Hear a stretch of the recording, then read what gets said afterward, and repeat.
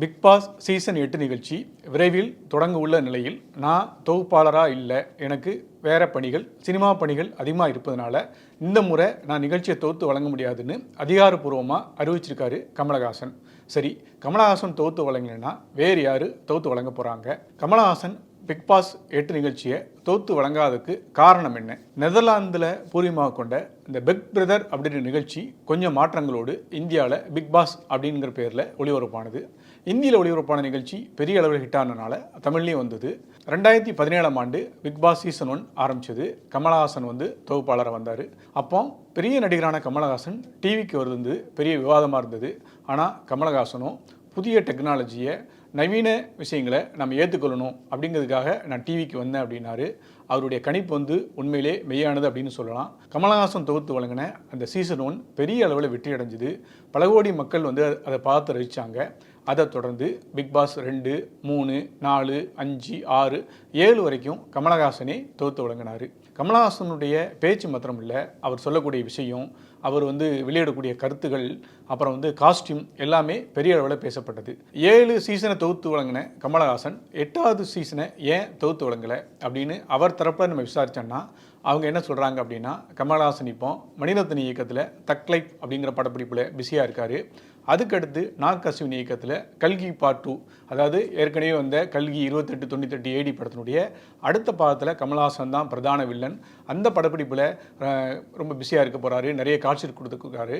அதுக்கு அடுத்து அன்பறிவு மாஸ்டர் இயக்கத்தில் ஒரு படத்தில் நடிக்க போகிறாரு.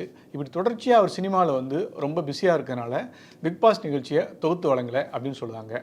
ஆனால் இன்னொரு தரப்போ இது உண்மை இல்லை.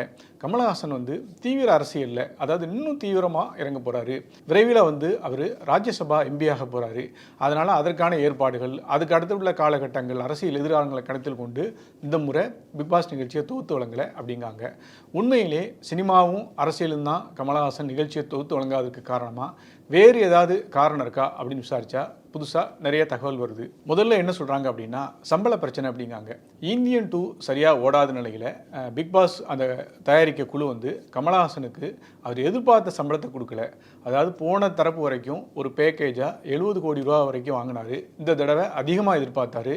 ஆனால் அந்த தயாரிப்பு நிறுவனம் அந்த 70 கோடிக்கும் குறைவாக வந்தது, இல்லைனா 70 கோடியில் நின்றுது. இந்த மனஸ்தாபம் காரணமாக கமலஹாசன் நிகழ்ச்சியை தொகுத்து வழங்கலை அப்படின்னு சொல்கிறாங்க.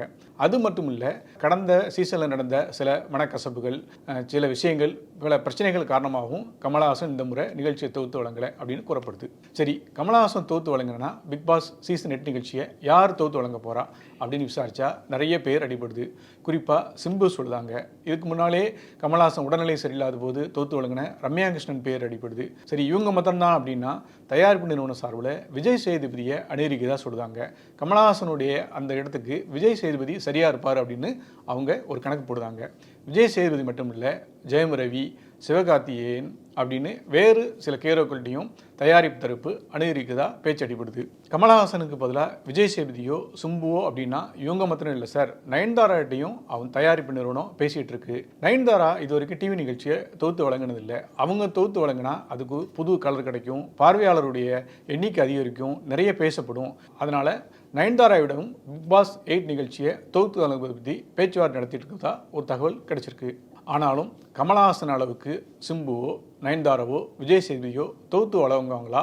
அந்த நிகழ்ச்சி முந்தைய 7 சீசன் மாதிரி வெற்றி பெறுமா என்பதை பொறுத்திருந்து தான் பார்க்கணும்.